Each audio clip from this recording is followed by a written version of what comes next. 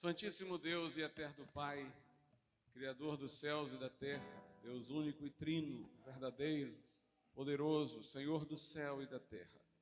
Nós te louvamos e bendizemos neste lugar, Senhor. Reunimos-nos aqui para exaltar o teu nome, para sermos gratos pelos teus feitos, Senhor, para pedirmos direção para o nosso caminho, para que o Senhor traga, ó meu Deus, unção e poder na ministração da sua palavra. Revele Cristo poderosamente, alcançando vidas, mudando corações, trazendo, meu Deus, pessoas ao arrependimento. Que o Senhor, meu Deus, faça o evangelismo eficaz, os convites correspondidos. Que o Senhor traga a este lugar pessoas que ainda não te conhecem, ó Deus. Que aqueles que passarem, meu Deus, nas proximidades, estiverem ao alcance dessa voz, possam, meu Deus, aqui chegar para ouvir a tua palavra. E que mesmo de forma misteriosa e em secreto, o Senhor possa fazer vir aqui pessoas para ouvirem, Senhor, a mensagem da cruz.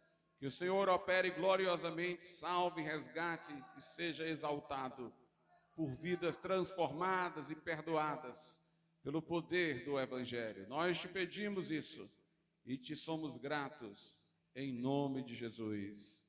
Amém, Senhor.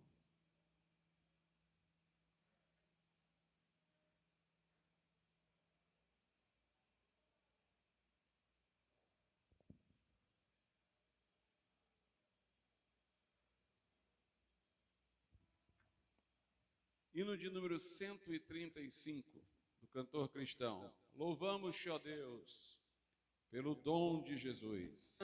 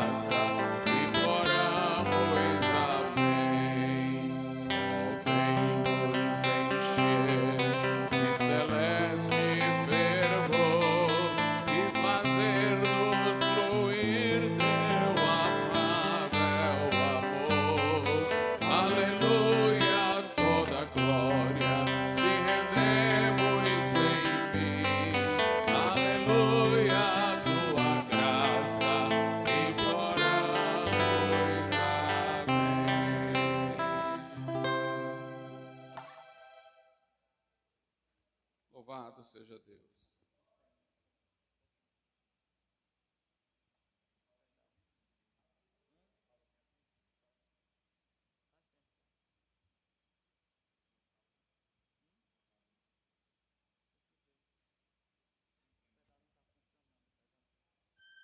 Hino de número 295. Tudo a Cristo a ti entrego, tudo sim por ti darei.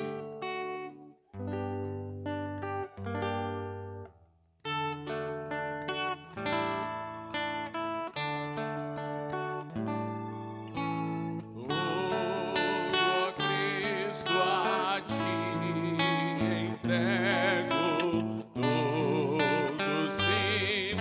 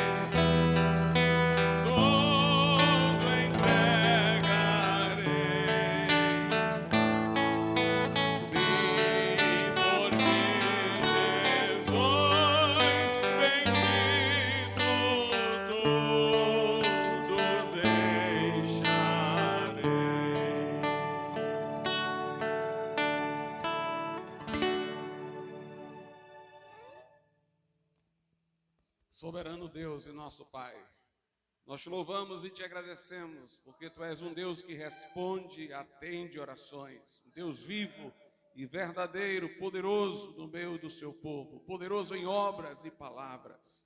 Nós queremos, ó Deus, te agradecer pela vida da irmã Claudelice, por quem temos orado e que já teve sucesso nos procedimentos a que foi submetida.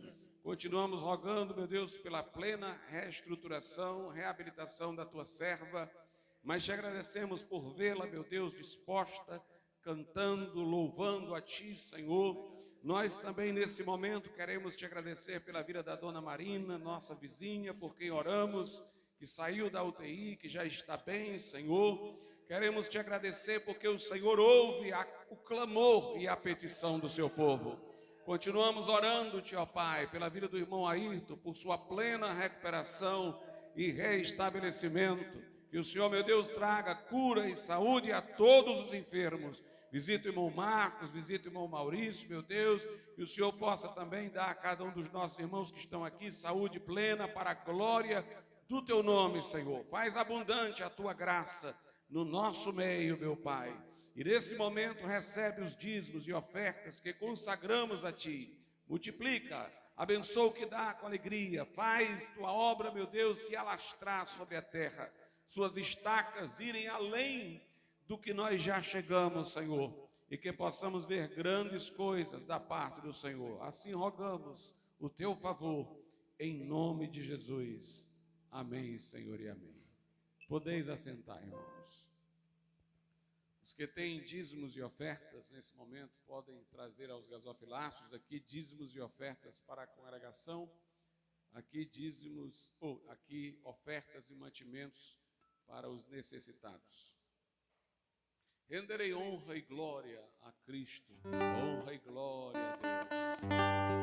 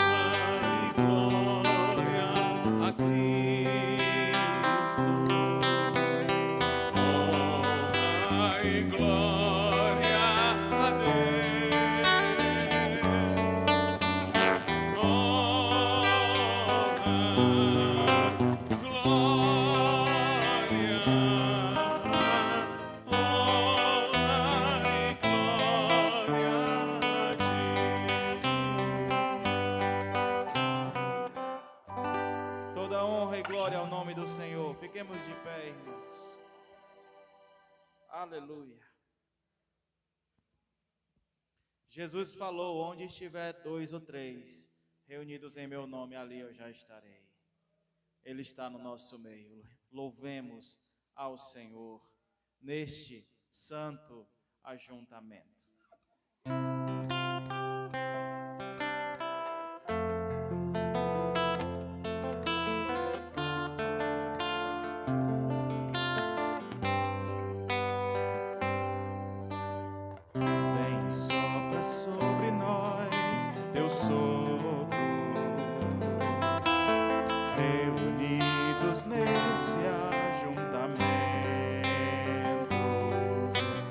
Honra e sangue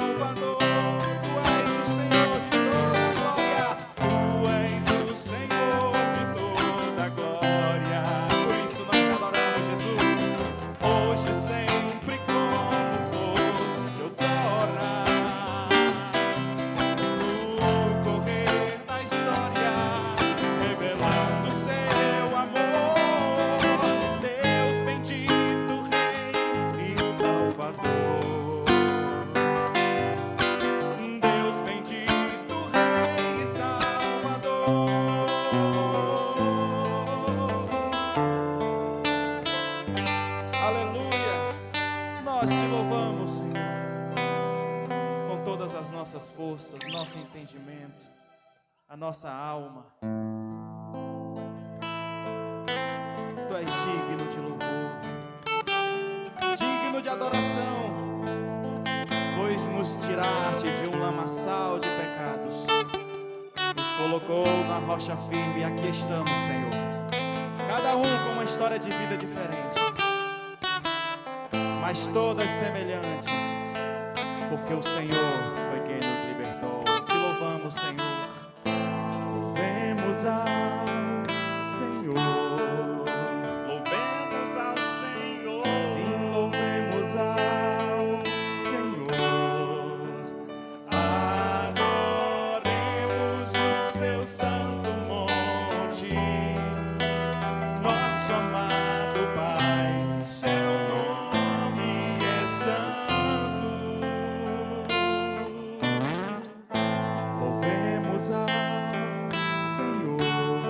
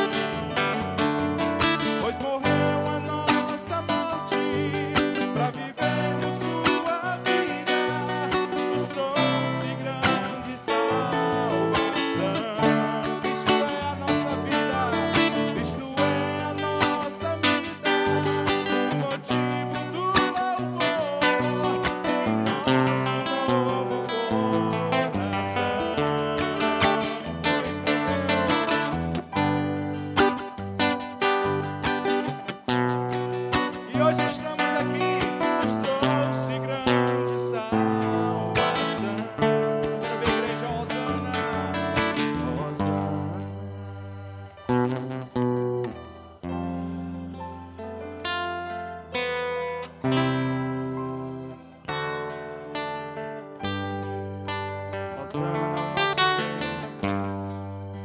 Seja bendito, Senhor. Bem-vindo em nosso meio.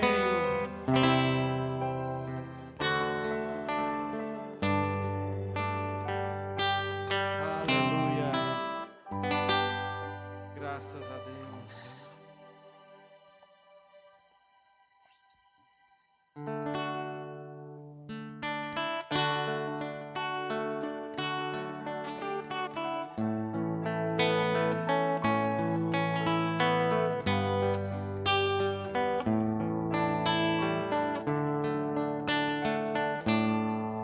De tantas coisas que andei fazendo, de quase todas me arrependi,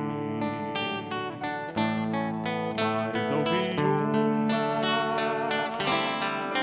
especial, foi a mais certa que eu já fiz. A melhor coisa que eu já fiz em toda a minha vida, salvou-me por um triz. Em aceitar Jesus, sinceramente foi a melhor coisa que eu já fiz. Coisas erradas andei fazendo na condição de pecador, mas quando achei-me desfalecendo,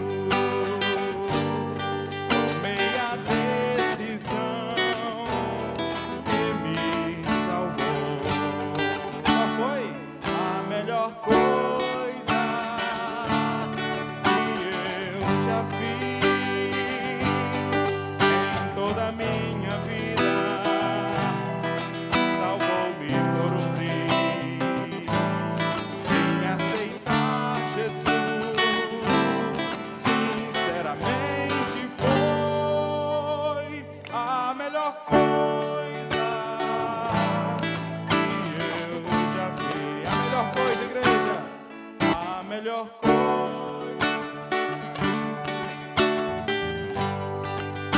em toda a minha vida.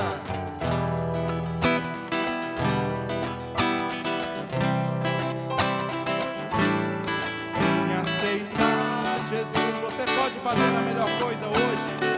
Você que precisa ter uma experiência com o Senhor, a melhor coisa que eu já fiz.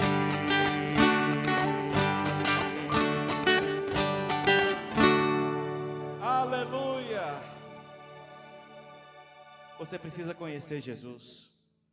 Precisa saber quem é Jesus, muito mais do que um personagem histórico, muito mais do que alguém que deu um bom exemplo, do que um profeta ou de um mestre, um professor, ou alguém de quem se tira mensagens bonitas para colocar num cartão para um amigo.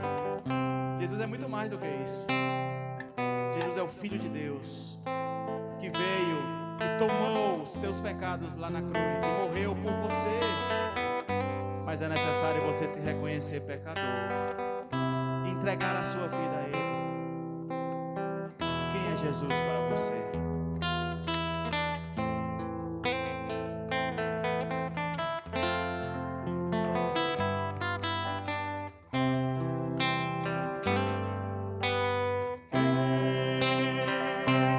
Quem és tu? Te perguntaram um certo dia, com ironia atroz. Quem és tu?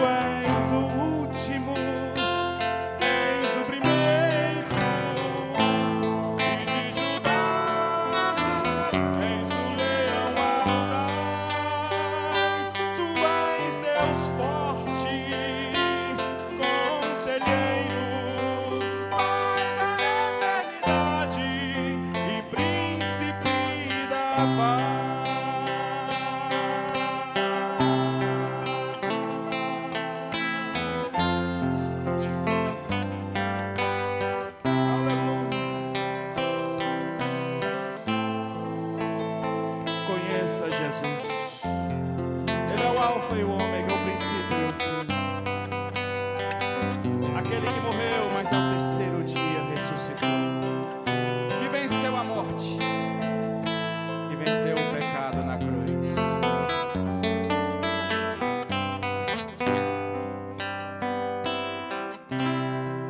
Aleluia. Amém.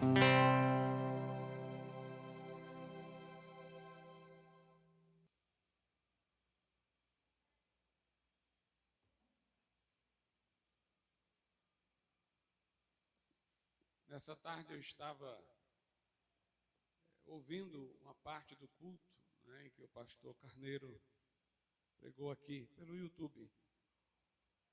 E o irmão Abraão estava dirigindo louvor naquele culto. E teve uma palavra do irmão Abraão, irmãos, que foi assim como uma carimbada em cima de mim. Um versículo não, uma palavra assim que ele deu, que ficou uma frase, mas que fica gravada, parece que com letras de fogo no nosso coração. Ele ia cantar um hino sobre o arrebatamento, logo depois dessa frase ele cantou. Mas ele disse o seguinte antes, ele disse: eu quero dizer aos nossos inimigos que em breve nós não estaremos mais aqui. Ou seja, aqueles que nos perseguem, que perseguem os cristãos, em breve vocês vão se livrar de nós. Era o que ele estava dizendo, porque Jesus vai arrebatar o seu povo ao céu. Vamos orar a Deus nesse momento. Nosso Deus e nosso Pai, nós te louvamos, nós te agradecemos, porque o Senhor é conosco, porque o Senhor está aqui, porque a tua presença, Senhor, se revela no íntimo do nosso coração. Torna a tua palavra um livro aberto, apresenta o teu evangelho com poder, Senhor. Dá-me graça para ser instrumento de comunicação do que aconteceu na cruz, Senhor. Contrista corações para levá-los ao arrependimento e à fé, e que, agarrando-se a Cristo como Salvador de suas vidas, possam ter por Ele salvação para as suas almas. Nós te pedimos isso nessa noite, em nome de Jesus. Amém. Vamos abrir as nossas Bíblias no Evangelho de Lucas, capítulo 24, um texto que eu já usei muito como ponto de partida de pregação, mas sempre há muita coisa a se dizer. Lucas 24, a partir do verso 44, é quando Jesus está ressuscitado com os discípulos e vai falar do que acontecer, a sua morte e ressurreição, e vai instruí-los a pregarem o Evangelho.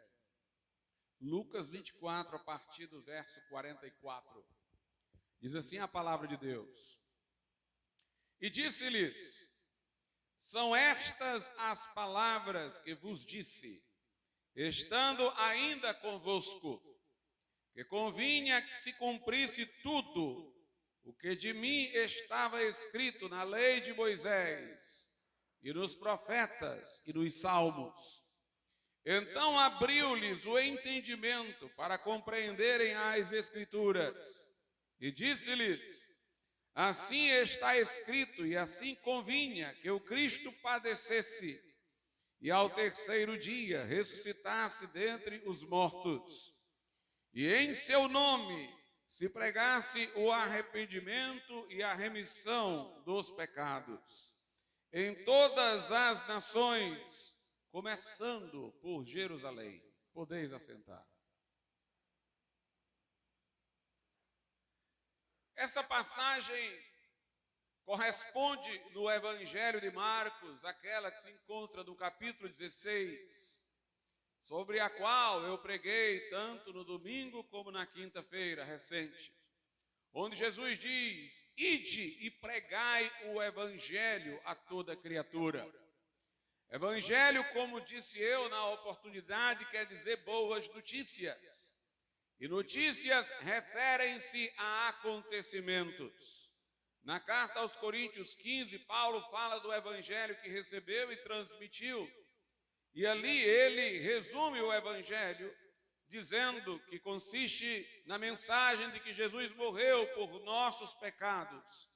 Segundo as Escrituras, foi sepultado e ressuscitou ao terceiro dia, segundo as Escrituras. Portanto, faz-se alusão à morte, ao sepultamento e à ressurreição de Jesus.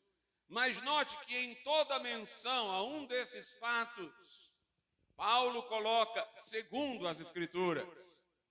Ele está a referir-se, obviamente, às Escrituras então existentes, mas elas se estenderiam a todo o Novo Testamento, que seria concluído no futuro.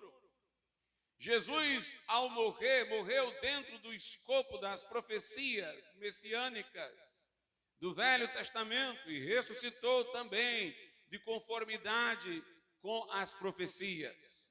Por isso, pregar o Evangelho não é só contar esses 3 pontinhos. Ele morreu, ele foi sepultado, ele ressuscitou. Mas é colocar isso dentro da moldura interpretativa das Escrituras. É aí que nós vamos entender quem Jesus Cristo era, pelas Escrituras. Homem e Deus em uma só pessoa, Filho de Deus consubstancial ao Pai, que se fez carne e habitou entre nós. Homem perfeito e reto, cumpridor da lei em todos os seus pontos, mas que deixou de lado sua justiça e tomou sobre si os nossos pecados. E naquela cruz morreu uma morte expiatória, substitutiva, compensatória da nossa culpa. O fez de modo perfeito e completo, pagou a nossa dívida e ressuscitou ao terceiro dia para ser intercessor dos crentes, mediador, sumo sacerdote, advogado. À direita de Deus ele intercede por nós, mas em seu espírito está agora mesmo habitando no coração daqueles que o recebem como Salvador.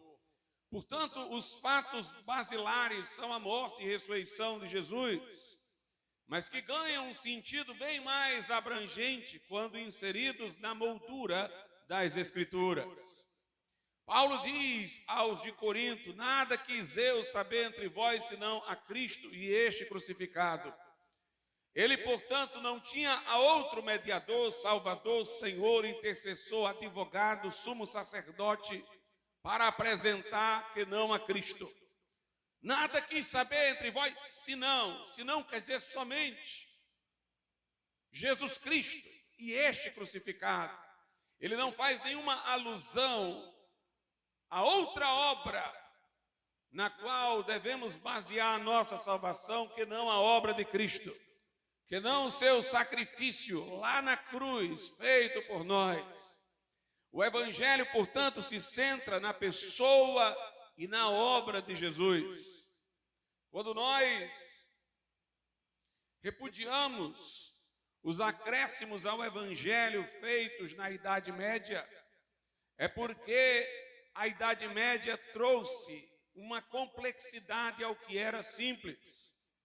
Os reformadores diziam que a síntese do Evangelho estava em 5 sós em português.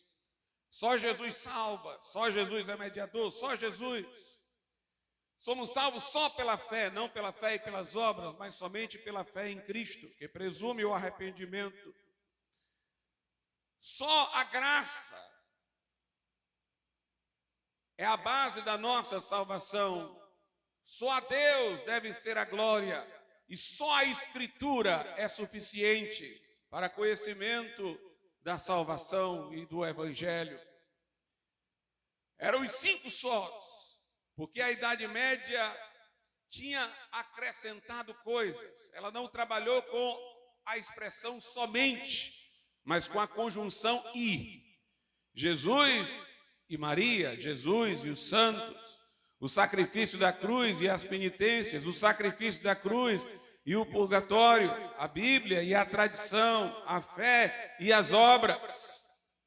A simplicidade do Evangelho foi perdida no emaranhado de outras coisas, e a salvação tornava-se uma estrada complexa que dependia da mentoria da instituição eclesiástica. O homem passava a cooperar com a sua própria salvação. a acrescentar alguma coisa ao que Cristo havia feito. E assim o evangelho foi corrompido. O apóstolo Paulo já temia que isso acontecesse. Na segunda carta aos Coríntios, diz assim a Bíblia Sagrada no capítulo de número 11. Segunda carta aos Coríntios, capítulo de número 11. A partir do versículo 1, Paulo diz: quisera eu me suportasseis um pouco. Na minha loucura, suportai-me, porém, ainda. Essa palavra suportai-me é porque ele estava se considerando repetitivo, insistente. E ele dizia: porque estou zeloso, verso 2, de vós, com o zelo de Deus, porque vos tenho preparado para vos apresentar como uma virgem pura a um marido, a saber, a Cristo. Mas temo que assim como a serpente enganou Eva com a sua astúcia, assim também sejam de alguma sorte corrompidos os vossos sentidos e se apartem, note, da simplicidade que há em Cristo. O evangelho é simples, porque recorre a uma pessoa só, a Jesus. Há poucos fatos, sua encarnação, morte e ressurreição, mas coloca tudo isso dentro de um quadro que revela o plano de Deus para nos salvar através destes acontecimentos e da pessoa de Jesus. Aqui em Lucas 24, o texto de origem da nossa mensagem, no verso 44 é o Cristo ressurreto que fala e diz assim: e disse-lhes: são estas as palavras que vos disse estando ainda convosco, que convinha que se cumprisse tudo o que de mim estava escrito na lei de Moisés e nos profetas e nos salmos. É curioso que alguém queira acrescentar às escrituras alguma outra fonte de revelação quando o próprio Jesus não recorreu para dar sentido à sua existência, vida e morte, a não ser as escrituras. Ele disse: como eu havia dito a vocês desde o princípio, convinha, era necessário que se cumprisse tudo que de mim estava escrito na lei de Moisés, nos profetas e nos salmos. Vê-se categoricamente que o Velho Testamento era centrado em Cristo. Todas as partes do Velho Testamento apontavam para a pessoa de Jesus. Na lei de Moisés, nós encontramos Moisés pré-anunciando Cristo, dizendo: de entre vós Deus levantará um profeta como eu. Nós também vemos Jesus representado na figura de José, que rejeitado pelos irmãos, como Jesus foi rejeitado pelos judeus, depois se tornou aquele por intermédio de quem os seus irmãos foram resgatados. Como também a esperança de Israel continua no Messias que eles rejeitaram quando vierem a reconhecê-lo. Nós percebemos logo na queda de Adão a promessa de que pela descendência da mulher viria o que esmagaria a cabeça da serpente e desfaria a obra que Satanás sugeriu aos primeiros pais e nas quais caíram. Nós vemos, irmãos, nos vários sacrifícios estabelecidos pela lei de Moisés, prefigurações do sacrifício de Jesus expiatório. João Batista entendeu isso quando, olhando para Jesus, disse: eis o Cordeiro de Deus que tira o pecado do mundo. Portanto, como ele disse, era necessário que se cumprisse o que dele havia sido escrito na lei de Moisés, incluindo os 5 livros primeiros da Bíblia: Gênesis, Números, Deuteronômio, Levíticos. Mas ele fala nos profetas e nos salmos. Os profetas falavam de um descendente de Davi, que reinaria triunfalmente, mas também falavam, como fez o profeta Isaías, do servo sofredor. O Messias primeiro padeceria para depois entrar na sua glória. Isaías dá detalhes que ele viria como homem experimentado nos trabalhos, homem de dores, que nós não faríamos dele caso algum, que nenhuma beleza nele veríamos para que o desejássemos, mas ele levaria sobre si as nossas iniquidades, ele seria moído pelas nossas iniquidades, passado pelas nossas transgressões, e por suas pisaduras nós seríamos sarados. Portanto, os profetas anunciaram a sua vinda para sofrer e para reinar. Nos Salmos, nós encontramos o testemunho mais claro de que o Messias seria Deus. Há salmos em que o pai diz ao filho: assenta-te à minha direita, nivelado. Há salmos em que Davi diz: disse o Senhor, o Pai, ao meu Senhor, que é o Messias. Há salmos em que deliberadamente Jesus é chamado de Deus, é mencionada a sua eternidade.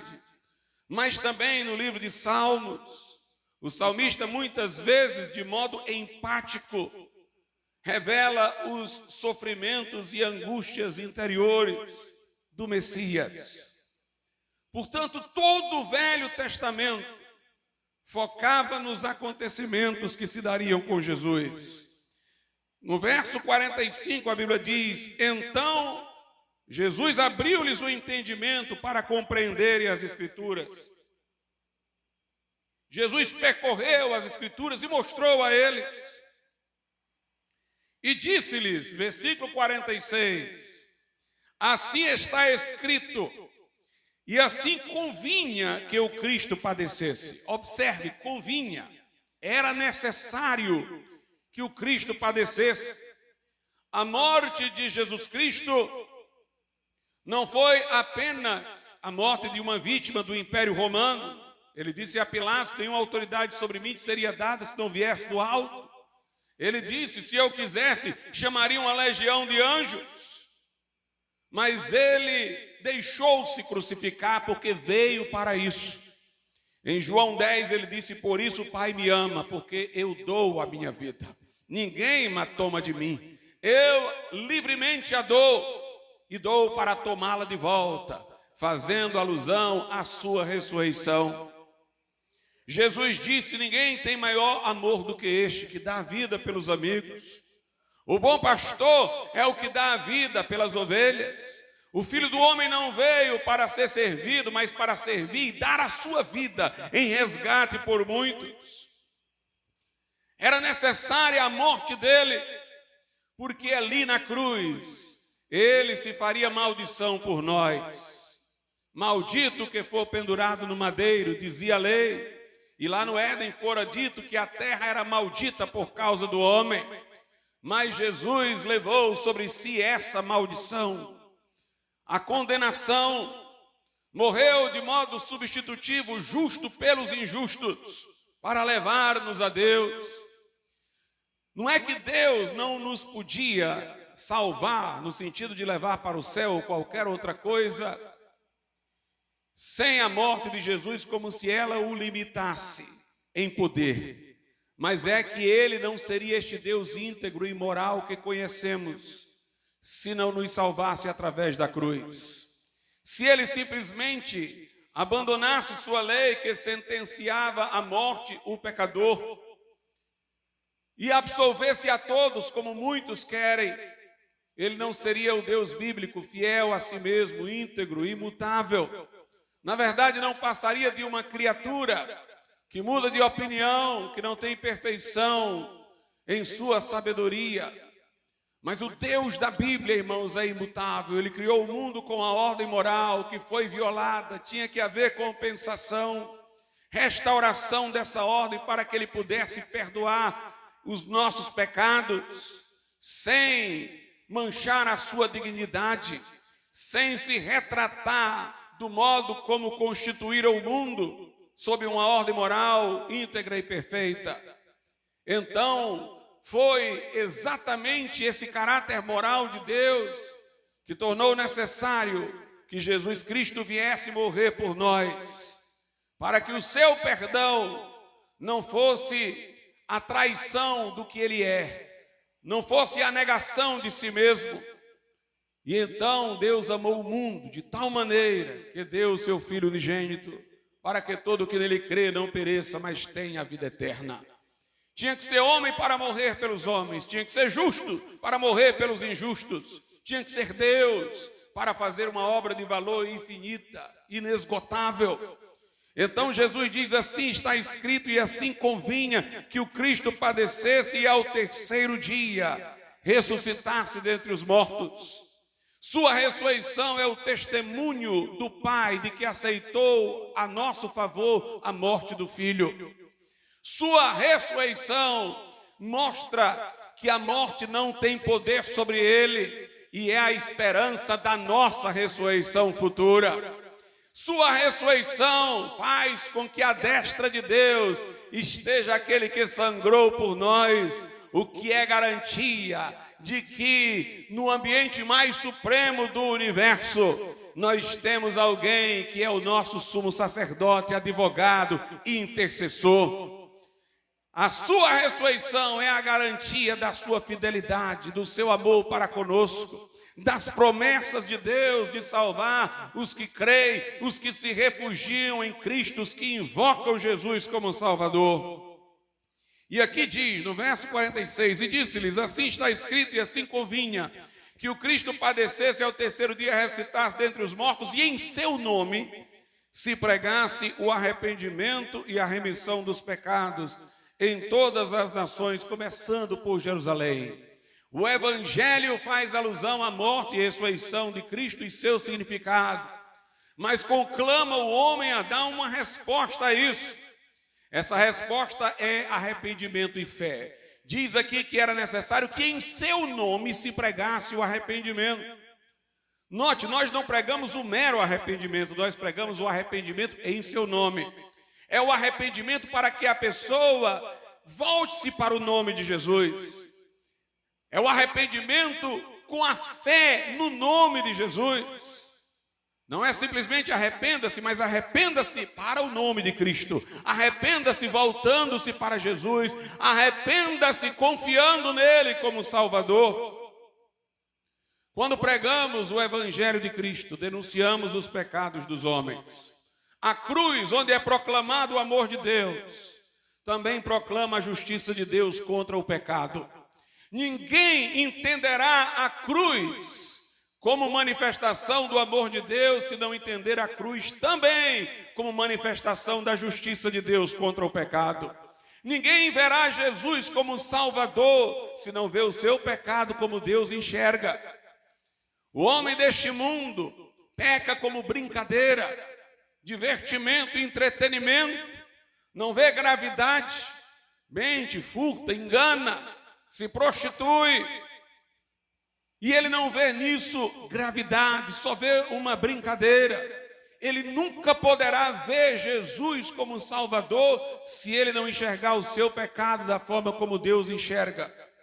Às vezes nós ficamos estupefados, porque ficamos maravilhados com o amor de Deus, com o que Jesus fez por nós. E às vezes vemos um incrédulo a quem nós expomos o Evangelho e ele não vê profundidade na obra de Cristo, porque ele só poderá ver profundidade na obra de Cristo quando ele enxergar profundidade no seu pecado. E é o Espírito Santo que convence o homem do pecado, da justiça e do juízo. É o Espírito Santo que tira as escamas dos olhos, coloca a pessoa diante do espelho, faz ela enxergar a gravidade da sua maldade e da sua corrupção.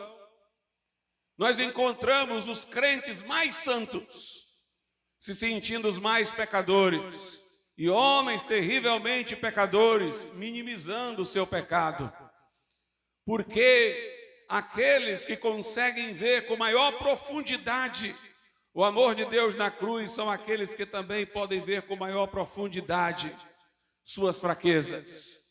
Há uma relação de proporção entre a visão do amor de Deus e a visão da nossa maldade. Aqueles que não veem o amor de Deus com tanta profundidade também não veem sua maldade com tanta profundidade. Mas nós mostramos aos homens que eles pecaram, foram destituídos da glória de Deus. Nós oramos para que o Espírito Santo tire as escamas dos olhos, abra o coração das pessoas, para que vejam a gravidade de suas transgressões.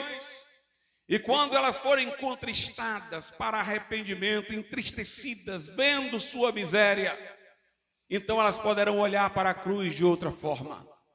Elas verão ali a profundidade do amor de Deus.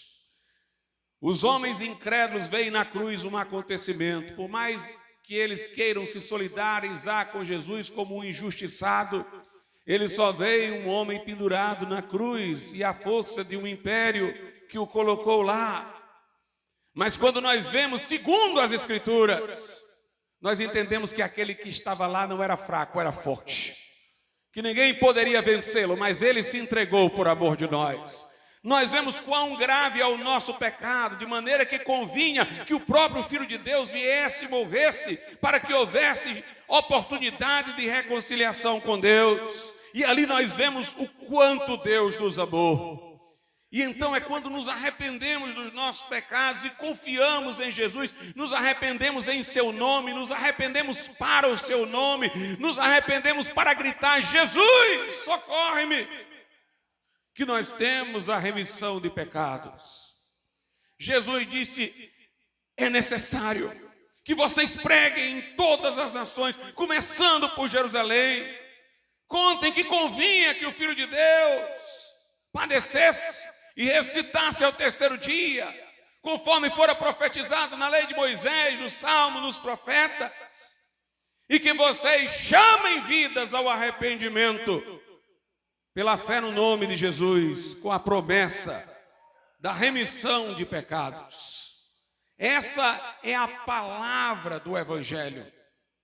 Essa é a mensagem do Evangelho que temos para pregar. Nós não podemos ser salvos por nossas obras. Se pudéssemos ser salvos pelas obras, Deus não teria enviado seu Filho para morrer na cruz. Nem nossas obras podem cooperar para a nossa salvação, porque Jesus jamais faria uma obra incompleta lá naquela cruz para a nossa salvação. Mas é importante nessa noite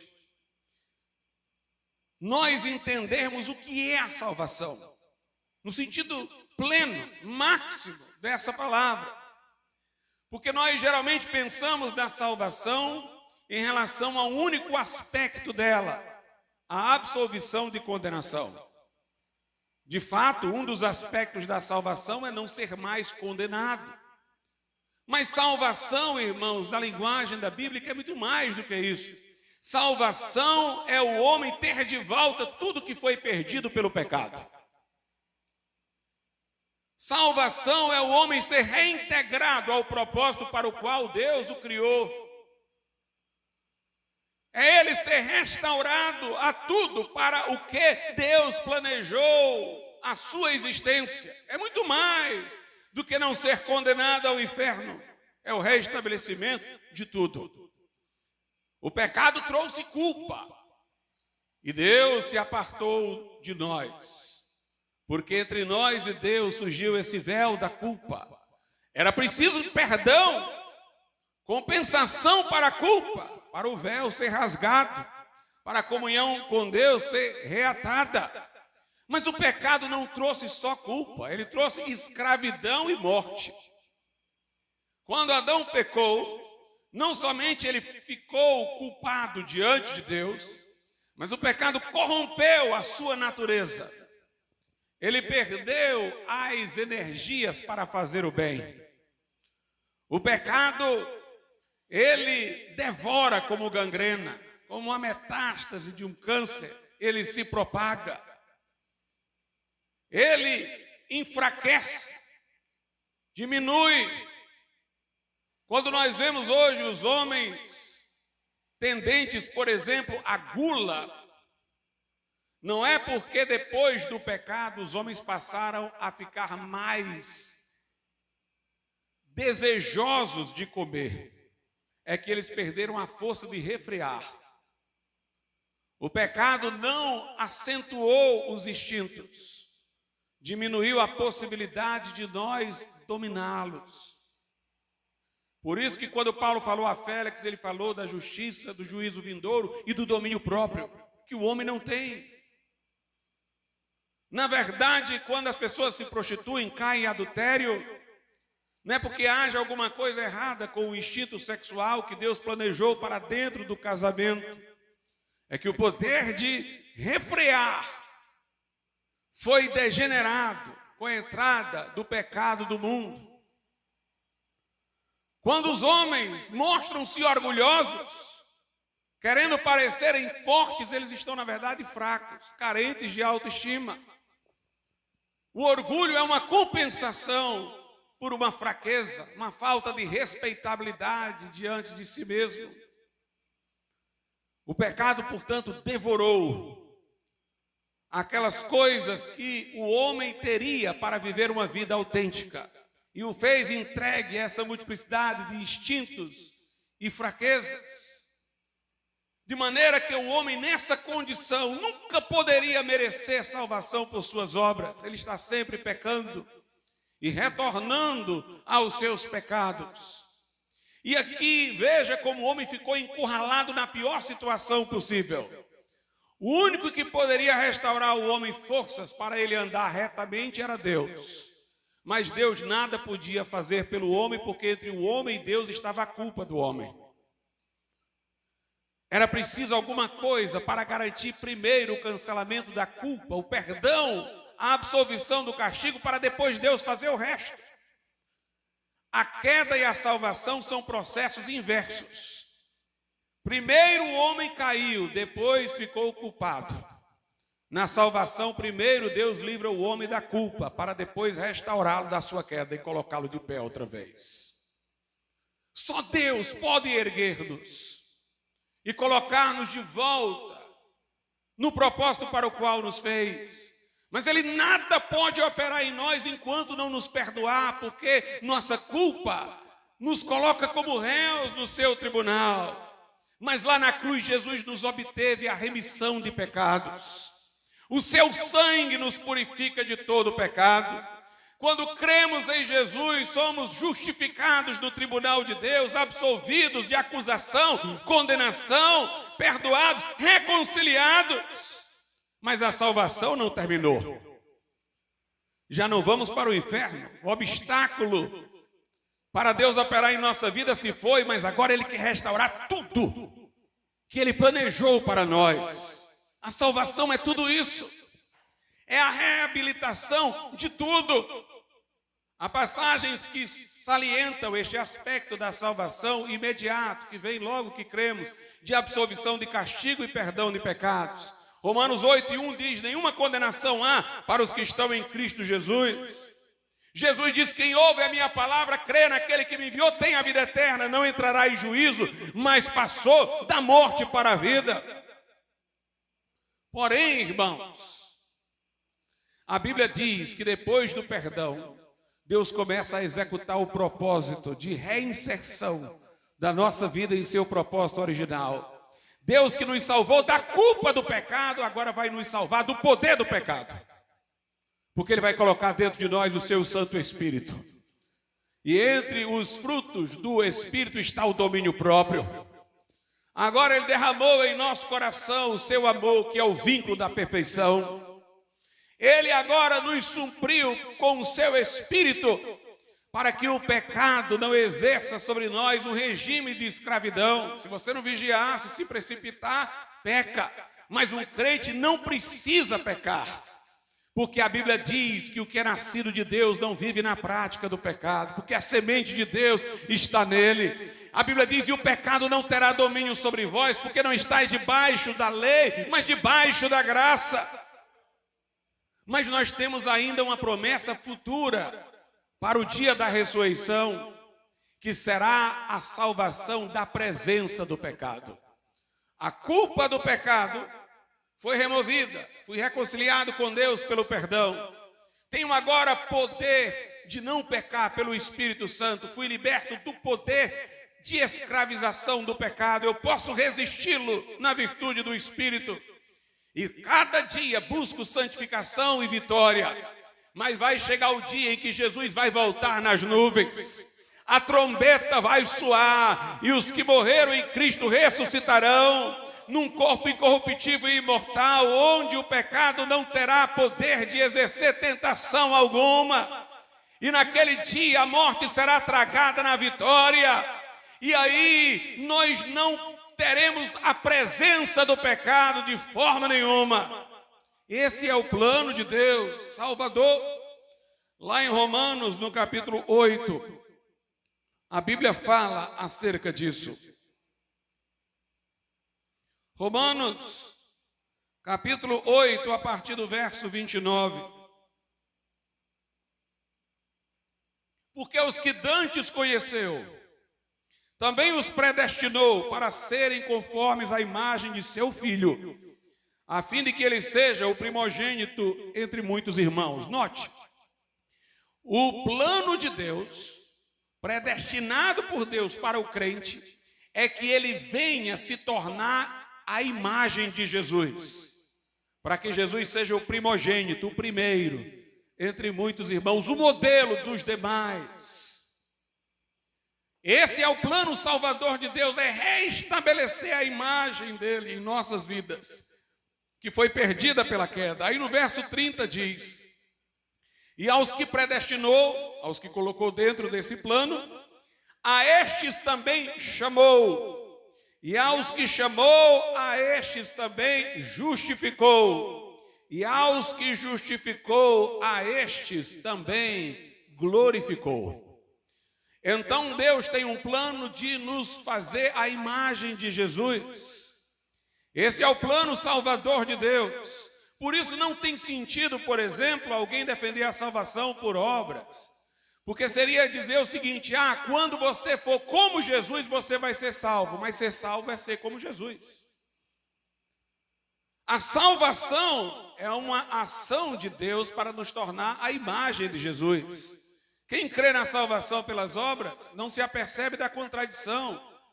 É como se ele estivesse dizendo: você tem que ser como Jesus foi para merecer a salvação. Não, ser como Jesus foi é a salvação.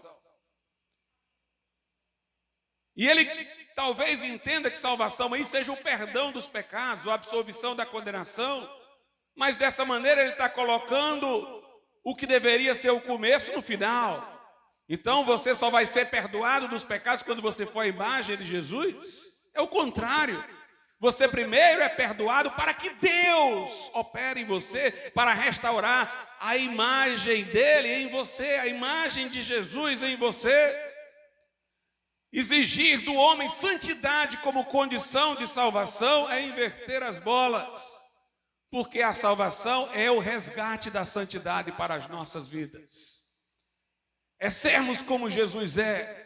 Logo não poderia ser pelas nossas obras, tem que ser pela graça, mediante a fé. E o perdão não se alcança no final, mas no começo. Assim que se crê, pelo perdão, a distância de Deus acabou. Deus chega próximo a nós, não há mais obstáculo, não há mais culpa. Então Deus vem para entrar no nosso coração e transformar as nossas vidas. Aquele que está em Cristo, nova criatura é. As coisas velhas já passaram, tudo se fez novo. Mas assim como uma criatura que vem ao mundo tem que crescer, o crente, nova criatura, nascido de novo, agora ele tem que ter o crescimento espiritual. Até o dia da volta de Jesus, quando nós daremos um salto para a plena perfeição, repentinamente, pelo soar da trombeta e a aparição de Jesus nas nuvens. Então está aqui o plano de Deus. Os que dantes conheceu, predestinou para serem conformes à imagem de seu Filho. Aos que predestinou, a estes também chamou. Chamar aqui é no sentido de vocacionar. Ele chamou os crentes para serem conformes à imagem de Jesus. Não é o chamado do incrédulo para a conversão, é o chamado dos crentes para serem conforme a imagem de Jesus. Você se arrependeu, creu no Evangelho, ele lhe chama do mundo, lhe coloca em separado, para você estar nessa estrada em direção à imagem de Jesus. Aí ele vai falar dos dois extremos dessa caminhada. Aos que chamou, a estes também justificou. É o começo. Quando ele me chamou para ser conforme a imagem de seu filho, ele me justificou. Eu ainda nem sou perfeito, mas ele já me justificou, ele já me absolveu no seu tribunal. E aos que justificou, também glorificou. Aí é o final. É quando nós estaremos com um corpo glorioso. É quando estivermos, irmãos, totalmente restaurados à imagem de Deus, refletindo a glória do Senhor. O plano salvífico de Deus é esse, nos perdoar para reabilitar a imagem divina com que fomos criados originalmente. E estes a quem ele perdoa, vocaciona para serem conformes à imagem de seu filho, os justifica no começo e os glorificará no final. Alguém diz, pastor, por que é que o tempo verbal aqui está no passado? Aos que predestinou, chamou. Aos que chamou, justificou. Aos que justificou, glorificou. Como se já tivesse acontecido. Aqui é uma coisa gloriosa, irmãos. As profecias sobre Jesus no Velho Testamento usam o tempo verbal passado. Isaías diz, antes de Jesus nascer, verdadeiramente, ele tomou sobre si os nossos pecados. Ele foi traspassado, ele foi moído pelas nossas iniquidades. O castigo que nos traz a paz estava sobre ele, e pelas suas pisaduras fomos sarados. Por que que o profeta fala de Jesus vindo, padecendo, usando o tempo verbal passado? Porque ele fala como porta-voz de Deus. E na perspectiva de Deus, isso iria certamente acontecer, porque já estava decretado. O uso do tempo verbal passado era para mostrar que para Deus já acontecera, porque ele decretara. E não tinha como se reverter isso mais. Jesus viria, morreria. Aqui quando diz aqueles a quem Deus justificou, também glorificou. O que a Bíblia quer dizer é que o crente vai ser salvo até o fim.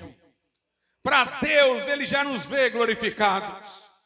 Se você entregou sua vida a Jesus de fato e em verdade, não foi só uma emoção, um oba-oba, uma fé meramente intelectual, mas você confiou sua vida a Jesus, Deus vai lhe sustentar até o final. Isso não quer dizer que você não dê trabalho para Deus, não pode dar. A Bíblia diz, o Senhor firma os passos do homem bom, que no seu caminho se compraz. Se cair, ele pode cair. A questão é que ele não ficará prostrado, porque o Senhor o segura pela mão. E a maravilha é essa, ele não fica prostrado, porque o Senhor o segura pela mão, porque se ele caiu, ele soltou a mão de Deus. Mas Deus é que não soltou a dele. Deus é que vai levantá-lo outra vez e colocá-lo na estrada. Por isso que Davi disse, o Senhor é meu pastor e nada me faltará. Guiar-me faz a verdes pastos. O pastor leva suas ovelhas aos verdes pastos. Aí o salmista diz, tua vara e teu cajado me consolam. Quando a ovelha quer sair, o pastor dá uma varada nela para ela voltar. Se fugir muito longe, ele traz pela goela no cajado. Nós podemos dar trabalho para Deus, um dia vamos prestar contas disso e recebemos as repreensões pelo trabalho que demos. Mas Ele nos levará para o céu, se somos crentes. Ele nos preservará, Ele nos guardará. Dizem que uma vez perguntaram ao Dr. Russell Shedd, que prefaciou 2 dos meus livros. Dr. Shedd, um crente pode perder a salvação? E ele respondeu, depende. Se quem salvou o crente foi o próprio crente, ele pode perder. Mas se quem salvou foi Jesus, aí não pode não. Aleluia, nossa confiança no nosso Salvador. Paulo diz, eu sei em quem tenho crido. E sei que Ele é poderoso para guardar o meu depósito até aquele dia. Aleluia. Quando nós pregamos a salvação é por graça mediante a fé, nós não queremos que a pessoa diga, então eu tenho fé, fui perdoado, agora eu vou viver no pecado e vou para o céu. Não, porque salvação para nós não termina em absolvição da condenação. Salvação é salvação de todos os efeitos do pecado. O pecado trouxe culpa, a salvação tem o perdão como remédio.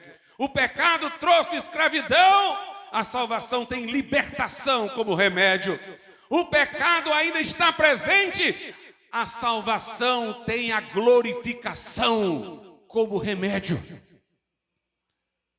Deus nos salvou para sermos santos, nos salvou para sermos a imagem de seu Filho.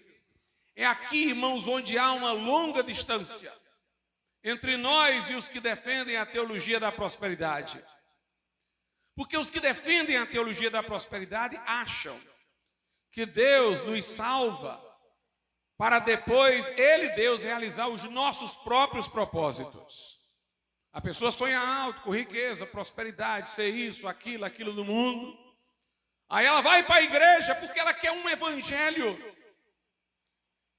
pelo qual ela possa depois realizar os propósitos dela, as ambições dela. E ali tem um falso pastor dizendo: olha, venha para cá, faça isso, faça aquilo, você vai prosperar, você vai ter isso, você vai ter aquilo. E a pessoa tem os seus sonhos, muitas vezes ambiciosos, onde ela não pergunta qual é a vontade de Deus, e ela quer aquele evangelho que vai servir para ela realizar os propósitos dela na vida. Mas o evangelho de Cristo é para lhe reinserir no propósito de Deus. E eu lhe garanto, o propósito de Deus para você é melhor do que aqueles que você tem para si mesmos. Há caminho que ao homem parece direito, mas o caminho dele é de morte. É bom estar nas mãos do Senhor, é bom servir ao Senhor. Quando nós pensamos que Ele nos levou por uma estrada ruim, depois nós descobrimos que Ele tinha o melhor para nós. A Bíblia diz aqui no versículo 28 de Romanos 8: e sabemos que todas as coisas contribuem para o bem daqueles que amam a Deus, daqueles que são chamados, note, segundo o seu propósito. Quando diz todas as coisas cooperam para o bem, irmãos, é ser a imagem de Jesus, como se vai dizer no versículo seguinte. Você fazer bem a seu filho não é dar tudo que ele quer, é fazer dele uma pessoa boa. E Deus faz bem a nós, não satisfazendo os nossos caprichos que poderiam nos destruir. Mas Ele faz bem as nossas vidas, dentro do seu propósito. Sua vontade, diz Paulo aos Romanos, é santa, boa e agradável.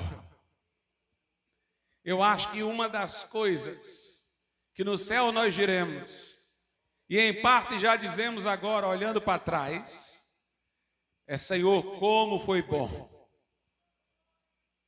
eu não ter seguido por onde eu quis, mas por onde o Senhor me dirigiu. Como foi bom. Ou então olhar para trás e dizer: Senhor, como teria sido bom se eu não tivesse relutado, escolhido outra direção, mas antes a tua vontade. Eu garanto, no céu todos nós glorificaremos a Deus, porque a vontade dele para conosco se mostrará perfeita. C.S. Lewis diz o seguinte: há duas pessoas no final: aqueles que disseram a Deus: Senhor, seja feita a tua vontade. Eles aí foram para o céu, era a vontade de Deus para eles.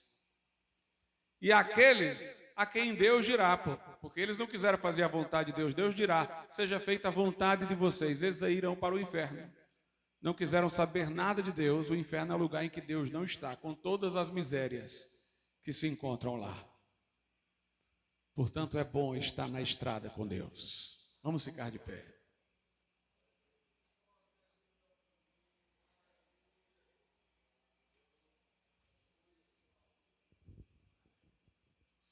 Soberano Deus e nosso Pai, agradecidos nós te somos pela mensagem do Evangelho, pela mensagem da cruz, Senhor, por este amor tão grande, infinito, glorioso, por essa salvação tão poderosa.